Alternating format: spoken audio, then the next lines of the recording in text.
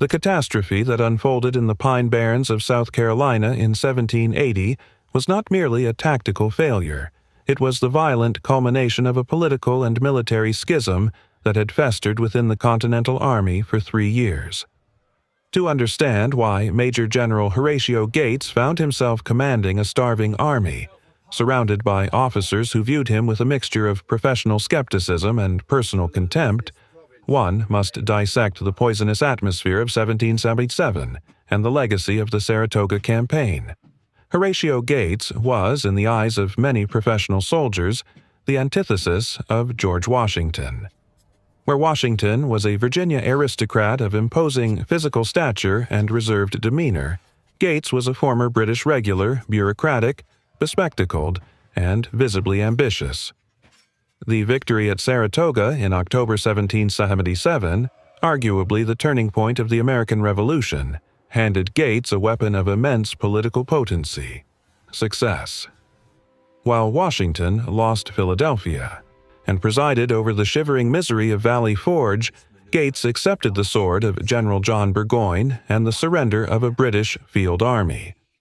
However, the glory of Saratoga was a contested currency within the officer corps. The senior officers knew what the public did not, that the tactical brilliance on the field belonged largely to Benedict Arnold and Daniel Morgan, while Gates had remained in his headquarters, managing the logistics and the flow of the battle from a distance. This disparity between public acclaim and military reality created a fissure in the Continental Army. Officers who served with Washington, men like Alexander Hamilton, Nathanael Greene, and the Marquis de Lafayette, saw Gates not as a savior, but as a dangerous rival who appropriated the valor of others to feed his own vanity. This tension coalesced into the Conway Cabal, a loose and controversial association of officers and politicians who allegedly sought to replace Washington with Gates. The implications of this plot rippled through the years, creating a factionalism that would starve the Southern Army of support in 1780. Brigadier General Thomas Conway, an Irish-French officer of immense self-regard, wrote the infamous letter to Gates that would ignite the firestorm. "Heaven has been determined to save your country, or a weak general and bad counselors would have ruined it." The exposure of this correspondence did not result in Gates's ascension, but rather his isolation. Washington, with the cold precision of a master political operator, dismantled the plot not by raging, but by bringing the whispers into the light. Gates was humiliated, forced to apologize, and retreated to the periphery of command. Yet the scar remained. By 1780, the Continental Army's officer corps was effectively divided into 2 camps: the Washingtonians, who dominated the main army and held the key administrative posts, and the isolated supporters of Gates. When Congress, in a reassertion of its authority over the military following the disastrous fall of Charleston, appointed Gates to command the Southern Department without consulting Washington, they were not just sending a general to the Carolinas, they were reigniting a civil war within the American command structure. Gates entered the Southern theater not as a trusted commander, but as a usurper in the eyes of many professional officers. He was a man with a board of war mentality in a theater that required guerrilla instincts. He carried the laurels of Saratoga, but they were already withering. The Grand Army he was to inherit was a fiction. It existed on paper as a formidable force, but in reality, it was a starving, ragged collection of regiments and unreliable militia. The officers who awaited him, men like Baron de Kalb and Otho Holland Williams, were professional soldiers who viewed Gates's arrival with deep skepticism. They knew the terrain, they knew the logistics, and they knew the enemy. Gates, blinded by his own legend, appeared to know none of these things. He believed his presence alone would galvanize the South. He was wrong. The stage was set not for a campaign of liberation, but for a collision between political hubris and the brutal realities of war logistics. The heat of July 1780 in North Carolina was not merely a meteorological phenomenon. It was a physical weight that pressed down upon the lungs and spirit. Major General Horatio Gates arrived at the encampment on the Deep River on July 25th. riding into a scene of desolation that would have broken a lesser man's resolve, or perhaps warned a wiser one. The force he had come to lead consisted of fewer than 1,500 starving Continentals. These men, the Maryland and Delaware lines, were the hard-bitten remnants of the army sent south under Baron de Kalb. They had been subsisting on green peaches and barely cured meat. Their uniforms were rags. They possessed no money, no transport, and very little hope. De Kalb, a giant of a man and a seasoned European veteran, greeted Gates with a formal courtesy that barely masked his relief at relinquishing the burden of command, and his anxiety about what Gates intended to do with it. Gates, however, was buoyant. He was the hero of Saratoga, the man who had captured a British army. He immediately announced his intention to reorganize the department. He dubbed the starving force the Grand Army, a title that sounded like a grim joke to the soldiers suffering from chronic dysentery and malnutrition. His plan was simple, aggressive, and, given the state of his troops, nearly suicidal. He would march immediately for Camden, South Carolina, the linchpin of the British interior defense. It was here, in the first council of war, that the fissure between Gates and his officers began to widen into a chasm. The officers, led by Otho Holland Williams and de Kalb, proposed a route to the west. They argued for a march through Salisbury and Charlotte. This route lay through Mecklenburg County, a hotbed of patriot sentiment. The Charlotte route offered distinct advantages. The inhabitants were friendly, the mills were functioning, and food was available. It would allow the army to nurse its strength, gather militia reinforcements in a secure area, and threaten the British flank without exposing the army to starvation. Gates rejected it. He traced a line on the map that ran straight south to Camden. This route lay through the Pine Barrens, a desolate wilderness of sandy soil and swamps. It was a region sparsely populated, and what inhabitants there were leaned toward Toryism. It was a food desert. Williams, Gates's adjutant general, was aghast. He explicitly warned Gates that the region could not support an army. He told him the men would starve. He told him that marching through a barren wilderness with green troops was an invitation to disaster. Gates waved these concerns away with a promise that bordered on fantasy. He assured his officers that plentiful supplies of rum and rations were on the route, following from Hillsborough, and would overtake them in a day or two. It was a lie or a delusion. There were no such supplies. The Board of War in North Carolina had barely enough to feed the local militia, let alone a marching army. The orders were issued. The Grand Army would march into the Barrens. As Gates prepared to mount his horse and lead the column out of the deep river camp, a silence hung over the staff. It was not the disciplined silence of soldiers, but the sullen quiet of men who realize their commander is deaf to reason. But the most chilling moment had come weeks earlier in Virginia, before Gates had even arrived. On his way south to take command, Gates had stopped to visit his old friend and fellow eccentric, Charles Lee. Lee, disgraced after the Battle of Monmouth and living in squalid retirement, knew the South. He knew the British, and he knew Horatio Gates. As Gates rode away from Lee's estate, brimming with confidence, Lee had called out a final, prophetic warning. "Take care," Lee had shouted, "lest your northern laurels turn to southern willows." Gates had laughed then. He was not laughing now. He signaled the advance. The drums rolled. The march through the Pine Barrens was an exercise in slow-motion disintegration. If there had been any lingering respect for Horatio Gates among the officer corps of the Maryland and Delaware lines, it evaporated in the sandy heat of the Carolina wilderness. The plentiful supplies Gates had promised never materialized. Instead, the army was forced to subsist on what they could scavenge from a desolate land. The soldiers, desperate for sustenance, turned to the very crops in the fields. It was the season of green corn, unripe maize that, when boiled or roasted, provided a momentary feeling of fullness but wreaked havoc on the human digestive system. To make the corn palatable, The men boiled it with the only luxury they had: molasses. The combination of fibrous green corn and molasses acted as a violent purgative. Dysentery swept through the ranks with the speed of a brush fire. The army did not march so much as stagger, leaving a trail of sick and dying men in its wake. Otho. Holland Williams, observing the devastation, wrote with bitter restraint that the men were breaking the ranks all night due to the painful effects of their diet. The Grand Army was effectively incapacitating itself with every mile it advanced. The data regarding the Army's condition during the march provides a stark indictment of its logistical planning. By analyzing troop returns and the accounts of Otho Williams, it is possible to reconstruct the steady collapse of the Army's physical capability. On July 27th, the men were already subsisting on partial rations of salt beef and limited flour, resulting in moderate fatigue, compounded by pre-existing malnutrition.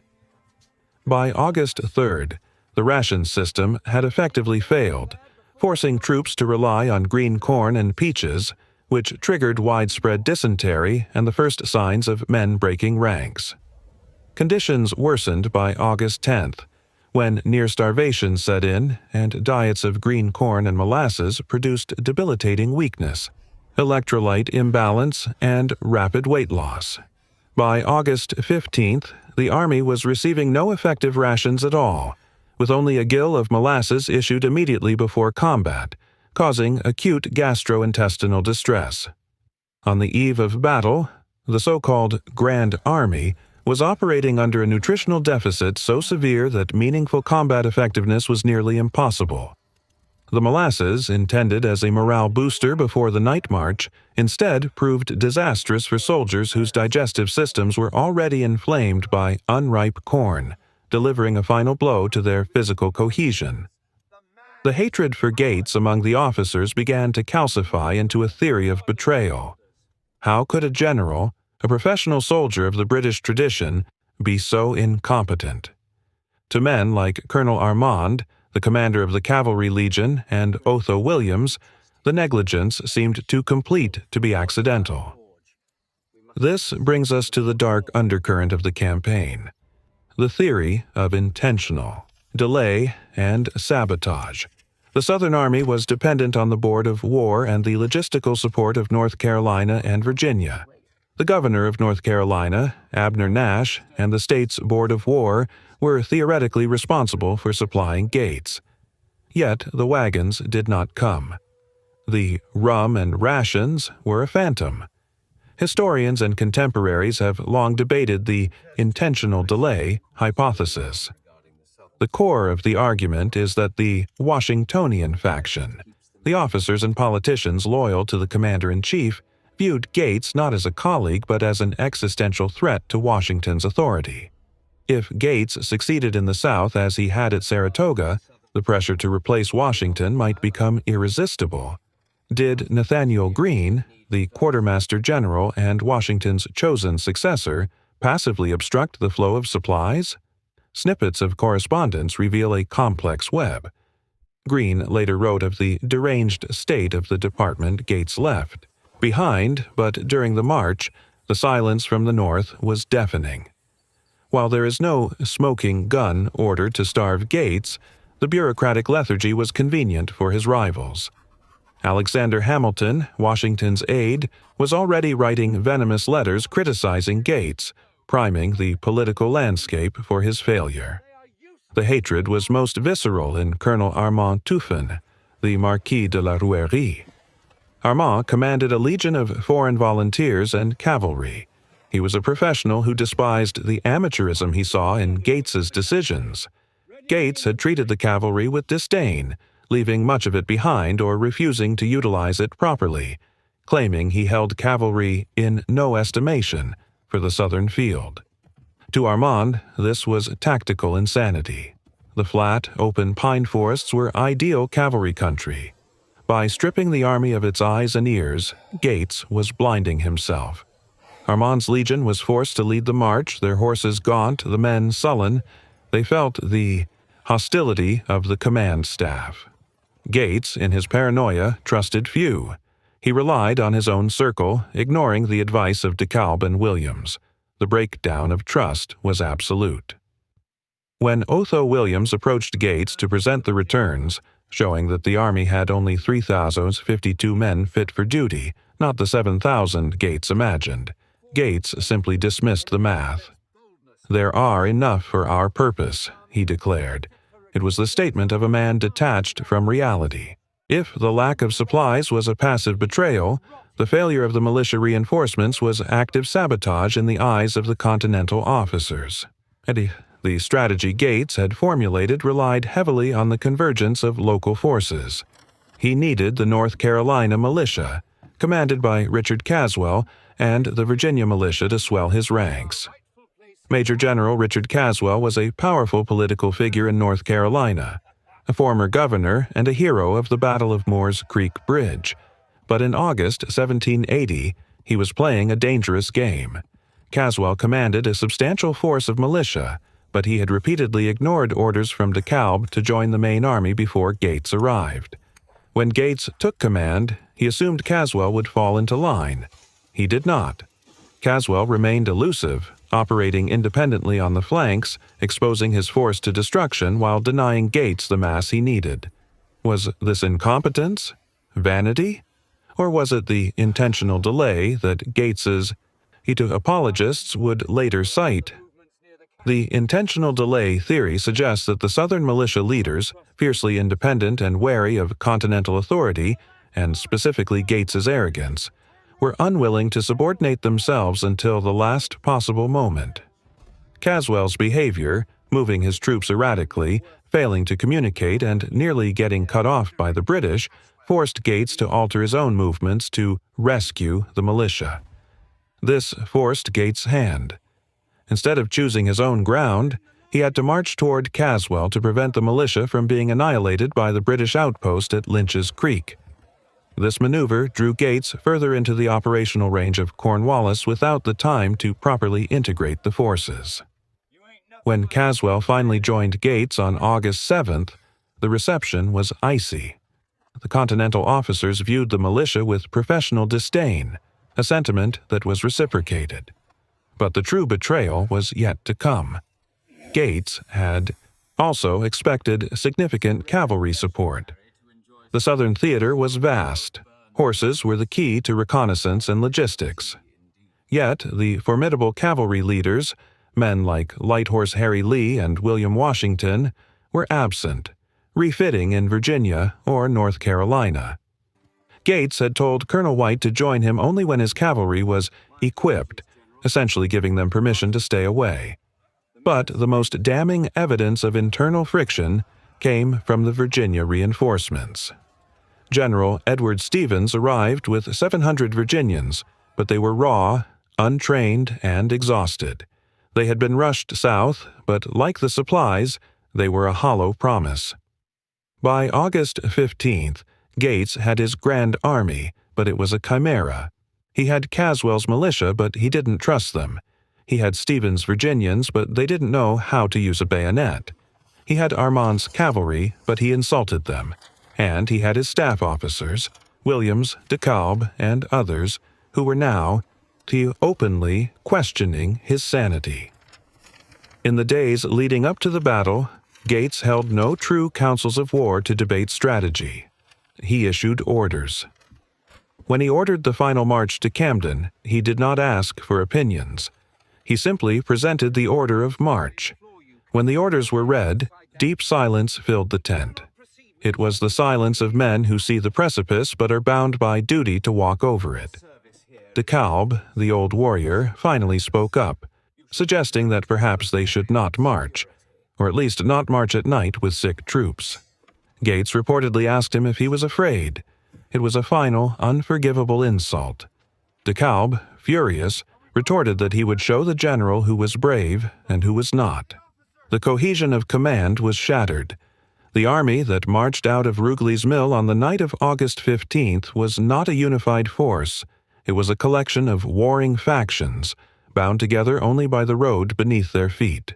The night of August 15th, 1780, was suffocatingly hot. The air was thick with humidity and the smell of pine resin. At 10:00 p.m., the Grand Army began its march south from Rugeley's Mill. The order of march was a recipe for chaos. Gates placed Colonel Armand's cavalry in the lead, the very cavalry he had disparaged. Behind them marched the infantry in a column that stretched for miles in the darkness. But the most critical error was the state of the men. Before the march, as noted previously, Gates had issued the gill of molasses to every man. For men whose stomachs were already ravaged by green corn, the molasses acted like a bomb. As the army marched, men were constantly breaking ranks to relieve themselves in the woods. The column was porous, stinking, and exhausted. Silence was ordered, but impossible to maintain. The tramping of feet, the clatter of muskets, and the groans of sick men echoed in the woods. Unknown to Gates, at that exact same hour, Lord Cornwallis was marching north from Camden. The British general, aggressive and decisive, had decided not to wait for Gates to attack. He would meet him in the field. The two armies were moving toward each other on the same road, like two locomotives on a single track in the pitch black. At 2 a.m., the collision occurred. The advance guards of Armand's Legion crashed into Banastre Tarleton's British Legion near Saunders Creek. The sudden eruption of musketry in the darkness shattered the nerves of the Americans. Armand's cavalry, surprised and confused, recoiled. The British dragoons charged. Panic rippled down the American line. The infantry deployed in confusion. The firing flared and then died out as both commanders pulled back to wait for dawn. It was in this terrifying interlude, between the initial clash and the sunrise, that the intentional delay of reinforcements and the hatred of the officers bore their bitterest fruit. Gates called a council of war. They sat in the rear, the quad, air tense. Gates asked, "Gentlemen, what is best to be done?" It was a question that revealed his utter lack of a plan. He was the aggressor, yet he had stumbled into the enemy and now looked to his subordinates for salvation. There was a long, excruciating silence. General Stevens of the Virginia militia finally broke it. "We must fight. It is now too late to retreat." No one else spoke. De Kalb said nothing. Williams said nothing. Their silence was a verdict. They knew the army was trapped. They knew the terrain, a narrow frontage between two swamps, favored the disciplined British regulars, not the American militia.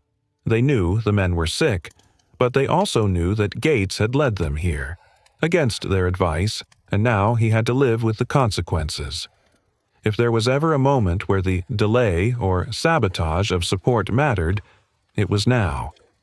The missing cavalry, the exhausted supplies, the weary militia, it all culminated in this silence. The officers did not rally around their general. They simply prepared to die. Gates, misinterpreting the silence as consent or perhaps simply having no other ideas, ordered the army to prepare for battle at dawn. He placed the experienced Continental regulars on the right under de Kalb. But on the left, the position of honor and difficulty, he placed the raw Virginia and North Carolina militia, directly facing the best troops in the British Army. It was the final mistake. The drums rolled, and the order to march that had been given at Deep River now found its terrible conclusion on the Waxhaws Road. The sun rose on August 16, 1780, revealing the British Army deployed with geometric precision. The red coats of the 23rd and 33rd Regiments gleamed in the morning light. Opposite them stood the American militia, men who had never seen a bayonet charge, holding muskets they barely knew how to aim, their stomachs churning with the sickness of the previous night's molasses. Gates, positioned in the rear, ordered the militia to advance. It was a slaughter. The British right wing, commanded by Colonel James Webster, did not wait. They advanced with a cheer, bayonets leveled. The sight of that wall of steel moving relentlessly forward was too much for the militia. They did not fire, they did not stand. They threw down their weapons and ran. The collapse was total. In minutes, the entire left wing of the American army evaporated. And then happened the event that would seal Horatio Gates's fate and provide the ultimate ammunition for his enemies. As the militia fled, Gates fled with them. He claimed later that he was swept away by the torrent of fugitives, that he was trying to rally them at a rally point further back. But the facts were damning. Gates did not stop at the first rally point. He did not stop at the second. He mounted a celebrated racehorse, the son of the famous stallion Fear Not, and rode. He rode past the baggage train. He rode past the reserves. He rode away from the sound of the guns. While Gates was riding, Baron de Kalb was fighting. The Continental regulars on the right, abandoned by their general and their left flank, fought with the ferocity of the doomed. They repelled charge after charge. De Kalb, his horse shot from under him, fought on foot, his giant frame a rallying point for the Marylanders. He fell only after sustaining 11 wounds. He died a hero's death, fulfilling his promise to show who was brave. Gates slept in a bed in Charlotte that night. He had covered 60 miles in a single day, a feat of equestrian endurance that his enemies would never let him forget. The reaction from the Washingtonian officers was immediate and savage. Alexander Hamilton, writing to a friend, delivered the epitaph of Gates's career with dripping sarcasm. Was there ever an instance of a general running away as Gates has done from his whole army? And was there ever so precipitous a flight? 180 miles in 3 days and a half. It does admirable credit to the activity of a man at his time of life. The phrase, "Northern laurels turned to Southern willows," became the epitaph of the campaign. The intentional delay argument lingers in the aftermath. Did the supply officers and political rivals ensure Gates's failure? Perhaps. By starving his army and denying him the tools of command, they set the stage. But it was Gates who walked onto that stage and played the fool.